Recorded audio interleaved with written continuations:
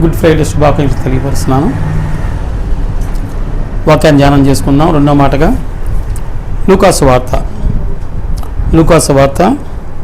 23వ అధ్యాయము 42వ వచనం చదవము. 42 ఆయనను చూచి యేసు నీవు నీ రాజ్యములోనికి వచ్చినప్పుడు నన్ను జ్ఞాపకము చేసుకున్నామని నేను అందుకు ఆయన వానితో నేడు నీవు నాతో కూడా పరదేశులో ఉందునని నిశ్చయముగా నీతో చెప్పుచున్నానని.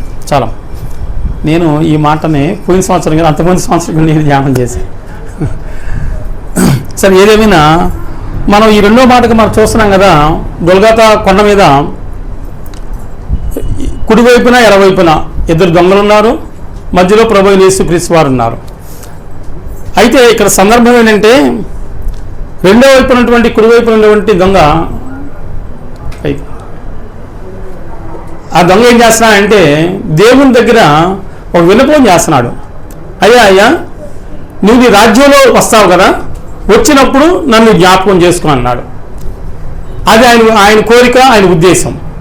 దేవుడు అంటున్నాడు కదా, వెంటనే నేడు నీవు నాతో కూడా పరదేశంలో ఉంటావు. వాక్యాన్ని మనం చూసినప్పుడు ఇద్దరు దొంగలే కదా, మనకి ఏం చేస్తామంటే ఎడం చేతి వైపు ఉన్న పైన వచనాలన్నీ చూస్తూ ఉంటే పై వచనాలు ఏముంటుందంటే 39 చదవమా. రేలయాలు వేయబడిన ఆ నేరస్తుల్లో ఒకడు ఆయన దూషించుతూ నీవు క్రీస్తువు కదా, నీవు రక్షించుకోమని ఈ విధంగా ఎడం చేతి వైపు దొంగ అంటున్నావు కదా, నువ్వు దేవుని కుమారుడు కదా, నువ్వు రక్షించుకో, మమ్మల్ని కూడా రక్షించు అనే మాటని వాడుతూ ఉన్నాడు ఎడం చేతి వైపున్న దొంగ. సరే, కుడి చేతి వైపున్న దొంగ ఏమనట్లేదా అంటే ఆయన కూడా దూషిస్తున్నాడు. వాక్యం చూద్దాం. చూడండి, మార్క్స్ వార్తలో ఒక మాట ఏమంటుందంటే, మార్క్స్ వార్త 15వ అధ్యాయము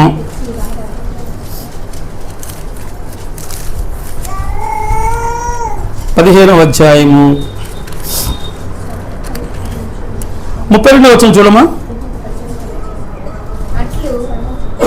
32 అమ్మా. ఇశ్రాయేలు రాజుకు 15:32 మార్క్స్ వార్త. ఇశ్రాయేలు రాజుకు ఇప్పుడు శిలువ మీద నుండి దిగి రావచ్చును, అప్పుడు మనం చూచి నమ్ముదామని ఒకరితో ఒకరు చెప్పుకున్నది. చాలండి, చాలు. ఇక్కడ మనం ఏం చూస్తున్నామంటే, మనం లూకాసు వార్తలో ప్రత్యేకించి ఎడం చేతి వైపున దొంగ దేవుని దూషించి అపహాసం చేసి ఎగతాళి చేసినట్లుగా మనం చూస్తున్నాం. మార్క్స్ వార్తలో మనం ఏం చూస్తామంటే కుడి చేతి వైపున దొంగ కూడా దూషిస్తున్నాడు. ఇశ్రాయేలు రాజు అంట, ఈయన క్రీస్తు అంట, ఈయన దిగి వస్తాడంట, అప్పుడు మనల్ని కూడా రక్షిస్తాడంట అని కుడి చేతి వైపున్న దొంగ కూడా అంటా ఉన్నాడు. కాకపోతే కుడి చేతి వైపున్న దొంగ, ఎడం చేతి వైపున్న దొంగ ఇద్దరు దొంగలు చిన్న చిత్తగా దొంగలు కాదు, పెద్ద బందిపోట్లు అంటే బాగా ఘోరం. బందిపోట్లు అంటే ఇంతకుముందు పాతకాలంలో ఊరి మీద పడి వెళ్ళేవాళ్ళు, దొంగతనాలు చేసేవాళ్ళు, ఊరికి దోచుకునేవాళ్ళు. అలాంటి పరిస్థితి బందిపోటు దొంగలు. అందుకనే వాళ్ళు సిలువ వేసే అంత నేరం చేశారు, అంత శిక్ష చేశారు. ఆ సిలువలో ఆ కుడి చేతి వైపున్న దొంగ, ఎడం చేతి వైపున్న దొంగ ఈ విధంగా మాట్లాడుతూ ఉంటే మనం మార్పు ఎక్కడ చూస్తున్నామంటే 40వ అధ్యాయం ఈ లూకాసు వార్త 23:40 చూస్తాం. 43 చదవమ్మా. 40 చదువు. అయితే చదువుతామా. లూకాసు వార్త 23:40. అయితే రెండో వాడు వానిని గద్దించి అదే శిక్షా విధిలో ఉన్నాము కనుక దేవునికి భయపడవా. చాలమ్మా. ఇద్దరు దొంగలే, ఇద్దరు బందిపోటు దొంగలే. ఇద్దరు బందిపోటు దొంగల్లో ఒక దొంగ ఉన్నా కదా, నువ్వు దేవునికి భయపడవా అంటే దేవునికి భయపడ్డాడు. ఈ దేవునికి ఎట్లా భయపడ్డాడు? కుడి చేతి వైపున్న దొంగ దేవుడు అని గుర్తించి దేవునికి భయపడ్డాడు. నువ్వు దేవునికి భయపడవని అడుగుతున్నాడు. ఎందుకని అడుగుతున్నాడు అట్లా? ఇద్దరు దొంగలే కదా, ఇద్దరు బందిపోటోళ్లే కదా, ఎందుకని వాళ్ళు అట్లా అడిగి ఉంటారు మనకి? Very good. మొదటి మాట విన్న మాటలో దేవుడు అంటున్నాడు కదా, అయ్యా వీళ్ళు ఏం చేస్తున్నారు, వీళ్ళకి తెలియదు కనుక వీళ్ళని క్షమించు అంటున్నాడు. క్షమించే మనసు ఎవరికి వచ్చింది? మన సామెతలు అంట కదా, ఒకరు సుబుద్ధి దీర్ఘశాంతమునిచ్చును, అట్టి వాడు తప్పులు క్షమిస్తాడు. అట్లాంటి వారికి ఏదో ఘనత వస్తుంటాడు. తప్పులు ఎవరు క్షమిస్తారంటే మంచి బుద్ధి సుబుద్ధి ఉన్నవాడు తప్పులు క్షమిస్తాడు. మనం కూడా క్షమిస్తాం. ఏదైనా తప్పు చేసినప్పుడు సారీ బ్రదరు, సారీ అమ్మ, సారీ అంటాం, మనం చెప్తాం. లేకపోతే నువ్వు తప్పు చేసావు కదా అట్లా ఇట్లా మనం ఒప్పిస్తాం. నువ్వు తప్పు చేసావు కదా మరి జాగ్రత్తగా ఉండాలి అట్లా ఇట్లా సందర్భాన్ని బట్టి ఒప్పిస్తాం, సారీ అంటాం. మనం ఏం చేస్తామంటే మనుషులు అయితే సారీ చెప్పి క్షమించినా కానీ మరలా కానీ మనం ఏం చేస్తాం, గుర్తు చేసుకుంటామంటాం. అవునా కదంటారా? మనుషులు అయితే సారీ చెప్పి క్షమించామని చెప్పినా కానీ మరలా జ్ఞాపకం చేసుకుంటాం. దేవుడు అంటే చూద్దాం వాక్యం. అమ్మ యెషయా గ్రంథం చూడమ్మా. యెషయా గ్రంథం 43వ అధ్యాయము. యెషయా గ్రంథం 43వ అధ్యాయము 25వ వచనం చదవమ్మా. నేను నేనే నా చిత్తానుసారముగా నీ అతిక్రమం తుడిచివేయుచున్నాను, నేను నీ పాపములు జ్ఞాపకము చేసి కొనను. మనుషులమైతే జ్ఞాపకం చేసుకుంటాం. మనుషులమైతే ఒకసారి ఏదైనా మనకు రాజీ జరిగిన తర్వాత క్షమించామని అనుకున్న తర్వాత కూడా మనుషులు గుర్తు చేసుకుంటాం. అందుకని సామెత ఒక మాట ఏముంటుందంటే, జరిగిన దానిని మాటికి రేపు వాడు ఎవరు, కలహప్రియుడు, గొడవ చేసేవాడు. మనం క్షమించామని చెబుతాము, క్షమించామని చెప్పాము, క్షమించినట్లుగా ఉన్నాం, కానీ మనసులో మాత్రం అది ఉంది. దాని ఉంటే వల్ల ఏం చేస్తామంటే ఎప్పుడో జరిగిపోయే విషయాన్ని కూడా మరలా తవ్వుతూ ఉంటాం, మరలా జ్ఞాపకం తెచ్చుకుంటూ ఉంటాం. కాబట్టి ఈ ఉదయకాల సమయంలో ఇద్దరు దొంగలు మనం చూస్తున్నాం.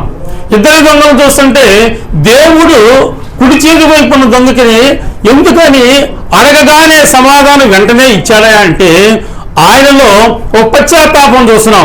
దేవుడు అన్నాడు కదా, నీ పాపాన్ని నేను జ్ఞాపకం చేసుకున్నాను, ఇంకా నీ పాపాన్ని తుడిచివేస్తున్నాను. కాబట్టి కుడి చేతి వైపు ఉన్న దొంగలో పశ్చాత్తాపం కలిగినప్పుడు ఇంకో మాట కూడా చూద్దాం. కీర్తనలు చూడమ్మా. కీర్తన గ్రంథం 18వ అధ్యాయము. కీర్తన గ్రంథం 18వ అధ్యాయము 44వ వచనం. నా మాట చెవిని పడగానే వారు నాకు విధేయులు. చాలమ్మా, ఇక్కడ దేవుని సన్నిధిలో దేవుడు మధ్యలో ఉన్నాడు. కుడివైపున ఎడవైపున ఇద్దరు బందిపోటు దొంగలు ఉన్నారు. ఆ బందిపోటు దొంగల్లో ఒక ఆయనకి మార్పు వచ్చింది, ఒక ఆయనకి విధేయత వచ్చిందంటే ఎట్లా వచ్చిందంటే దేవుని మొదటి మాట క్షమించమనే మాట ఆ రెండో వైపున దొంగ చెవిలో పడగానే, దేవుని మాట చెవిలోకి రాగానే వాడిలో మార్పు వచ్చింది, విధేయత వచ్చింది, తగ్గింపు వచ్చింది. నిజంగానే దేవుని కుమారుడేమో. అందుకనే లోకంలో అందరూ కూడా ఆయన దూషించి ద్వేషించి ఆయన అరణాని మాటలన్నీ అపహాస్యం చేసి ఎగతాళి చేసిన ఒక్క మాట కూడా వేరుగా మాట్లాడుకోకుండా తండ్రికి మొరపెడుతున్నాడు. అయ్యా వీళ్ళు ఏం చేస్తున్నారో వీరికి తెలియదు కనుక వాళ్ళు క్షమించమని అడుగుతున్నాడు అనగానే ఆ మాటలో ఉన్నటువంటి అర్థాన్ని రెండో వైపున దొంగ గ్రహించినప్పుడు వాడికి ఏమొచ్చిందంటే విధేయత వచ్చింది. అందుకని అక్కడ కూడా అంటున్నాడు, నువ్వు దేవుని భయపడవా అంటున్నాడు. ఎప్పుడైతే విధేయత వచ్చి దేవుడిని గుర్తించినప్పుడు దేవుడు అంటున్నా కదా యెషయా గ్రంథంలో, నీ పాపము నేను జ్ఞాపకం చేసుకున్నాను, నీ పాపాన్ని తుడిచివేస్తున్నాను అంటున్నాడు. కాబట్టి దేవుని సన్నిధిలో కుడి చేతి వైపు ఉన్న ఆ మార్పుని బట్టి దేవుడు ఏం చేశాడంటే ఆయనకు కూడా ఆయన పాపాన్ని జ్ఞాపకం చేసుకున్నాను అంటున్నాడు. ఎందుకంటే ఆయనలో విధేయత వచ్చింది. అందుకని దీనేమంటా అంటే కుడి చేతి వైపు ఉన్న విధంగా, అయ్యా నువ్వు ఈ రాజ్యంలో వస్తావు. ఎప్పుడైతే విధేయత వచ్చిందో, ఎప్పుడైతే లోబడ్డాడో, ఎప్పుడైతే దేవుని కుమారుడు అనుకున్నాడో, కాబట్టి ఈయన మరలా వస్తాడు, ఆయన రాజ్యంతో వస్తాడు. ఆయన రాజ్యంలో వచ్చినప్పుడు నా కొద్ది స్థానం ఇవ్వయ్యా, నా కొద్ది స్థలం ఇవ్వయ్యా, నన్ను జ్ఞాపకం చేసుకొని రాజ్యం అని రెండో వైపున కుడి వైపున దొంగ దేవుణ్ణి పశ్చాత్తాపడ్డాడు, దేవుని దగ్గర వేడుకున్నాడు, దేవుని దగ్గర ప్రార్థన చేశాడు. వెంటనే దేవుడు ఏమంటా అంటే నేను ఒప్పుకున్నాను, నీవు నాతో పడకుండా ఉంటాడు, పరదేశంలో ఉన్నావు అనుకుంటాడు. లోకంలో ఉన్న ప్రజలు మొత్తానికి కూడా లోకంలో నుంచి ఆయన రక్తంలో కలగబడి దేవుని దగ్గరికి వచ్చిన ప్రజలకు దేవుడు ఇచ్చే మంచి ఆశీర్వాదం ఏంటంటే ముందుగా ఒక విషయంలో ఒక పని చేయడానికైనా ఆయన విషయంలో ఒక నిర్ణయిస్తా అంటాడు. మన రోమాపత్రికలో మనం చూస్తాం, ముందుగా ఎవరిని నిర్ణయించానో వారిని పిలిచానో, ఎవరిని పిలిచానో వారిని నీతిమంతులుగా చేశానో, ఎవరిని నీతిమంతులుగా చేశానో వారిని ఆయన మహిమలో తీసుకెళ్తానంటాడు. ముందుగా నిర్ణయించాడు, పిలిచాడు, నీతిమంతులుగా చేశాడు, నీతిమంతులు మహిమలో తీసుకెళ్తాడు. కానీ రెండో వైపున దొంగ విషయంలో మనం ఏం చూస్తున్నామంటే ఈ స్టెప్పులు ఈ మెట్లు ఏమి లేదు, కానీ డైరెక్ట్గా అయ్యా నువ్వు దేవుని కుమారుడివి, దేవుని కుమారుడు అన్నాడు, పక్కనోడు కూడా గద్దిస్తున్నాడు. నువ్వు దేవుని కుమారుడికి భయపడవా? నువ్వు నేను చేసిన శిక్షకి, నువ్వు చేసిన ఈ పాపానికి, బందిపోటు దొంగతనానికి సిలువ వేయడం న్యాయమే. కానీ దేవుని కుమారుడు కదా, ఈయనందరినీ క్షమిస్తున్నాడు కదా. మొదటి పాటలో మనం చూసాం కదా ఈయన పరిస్థితి ఏంటో, అందరినీ క్షమించాడు. కాబట్టి దేవుడు మనల్ని కూడా క్షమిస్తాడు. ఈయన దేవుని కుమారుడు, మన పాపాలు క్షమించే దేవుడు. అందుకే యెషయా గ్రంథంలో చూస్తున్నాము, నీ పాపాలను ఎప్పుడు కూడా జ్ఞాపకం చేసుకోను, నీ పాపాలు మొత్తం కూడా తుడిచివేస్తున్నాను అన్నాడు. ఎప్పుడైతే ఆ మాటలు పలికిన దేవుని ఆ మాటలు పలికిన దేవుడు ఈ రెండో వైపున్న దొంగలో ఒక మార్పును చూస్తున్నాం. అందుకనే అయ్యా నాకు శిక్ష తగ్గించయ్యా, లేదా సిలువలను దించేసయ్యా అని రెండో వైపు దొంగ కోరుకోవట్లా. ఈయన దేవుడు కాబట్టి, ఈయనతో రాజ్యం ఉంది కాబట్టి, ఈయన మరలా తన రాజ్యంలో వస్తాడు కాబట్టి ఆ రాజ్యంలో చోటు కావాలంటున్నాడు రెండో వైపు దొంగ. ఆ రాజ్యంలో అయితే ఇబ్బందులు ఉండవు, కష్టాలు ఉండవు, నిందలు ఉండవు, అవమానాలు ఉండవు. ఆయన రాజ్యంలో సంతోషం ఉంటుంది, ఆకలి తప్పులు అసలు ఉండవు. మనం సంపాదించాలి అసలు ఇవన్నీ ఉండవు.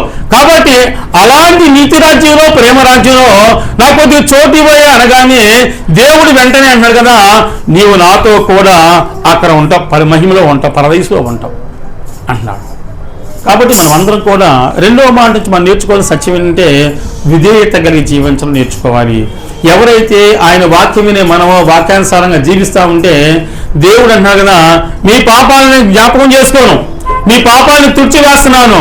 అలాంటప్పుడు మనం దేవుని దగ్గర కుడి చేతి వైపు ఉన్న దొంగ అయ్యా నీ రాజ్యంలో జ్ఞాపకం చేసుకోమన్నప్పుడు వెంటనే సమాధానం ఏ విధంగా ఇచ్చాడో మనం కూడా దేవుని దగ్గర ఆయన మీద ఆధారపడి మనం ఒప్పుకొని మన పాపాలన్నీ ఒప్పుకుంటే ఆయన క్షమించే దేవుడు, మనం ఏమడిగితే ఆయన ఇచ్చే దేవుడు. రెండో వైపు దొంగ అడిగాడు, నీవు రాజ్యంలోకి వచ్చినప్పుడు అయ్యా నన్ను జ్ఞాపకం చేసుకోమన్నప్పుడు వెంటనే జవాబు ఏ విధంగా ఇచ్చాడో మనం కూడా దేవుని విధేయత కలిగి దేవుల్లో జీవిస్తూ ఉంటే అడిగినవన్నీ కూడా దేవుడు మనకు సహాయం చేస్తాడు. అందుకనే మనం ఇక్కడ ఏం చూస్తూ ఉంటే 5:19 రోమపత్రికలో చివరి మాటమా అది చదవా ముగిస్తాను. రోమపత్రిక 5వ అధ్యాయము.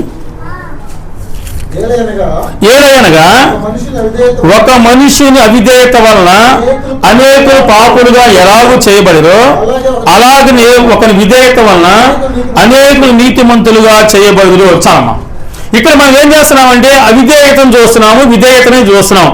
ఒక అవిధేయత వలన నా అవిధేయత కావచ్చు, మీ అవిధేయతలు కావచ్చు, మీ అవిధేయతలు నా అవిధేయతల వలన లోకంలో ఎలాంటి సాక్ష్యం అవుతున్నాయంటే పాపులుగా చేయబడతారంట. అనుకుంటారు వీళ్ళు గుళ్ళోకి వెళ్తున్నారు, క్షణాలను బట్టి దేవుని మీద ఆధారపడ్డారు, దేవుల్లో ఉన్నారు, అయినా కానీ వీళ్ళలో మార్పు లేదు, విధేయత లేదు అంటారు. అది చూసిన జనాంగం ఏమనుకుంటారంటే వారు పాపులుగా చేయబడతారంట. అవిధేయత వల్ల పాపం వస్తుంది, ఒక విధేయత వల్ల ఏమొస్తుంది, నీతిమంతులుగా మార్చబడతాం. ఒక విధేయత వలన కుడి చేతి వైపు ఉన్న దొంగ, ఎడం చేతి వైపు ఉన్న దొంగ, ఇద్దరు దొంగల్లో మార్పు ఎవరో చూస్తున్నామంటే కుడి చేతి వైపు ఉన్న దొంగలో మార్పు చూస్తున్నాము.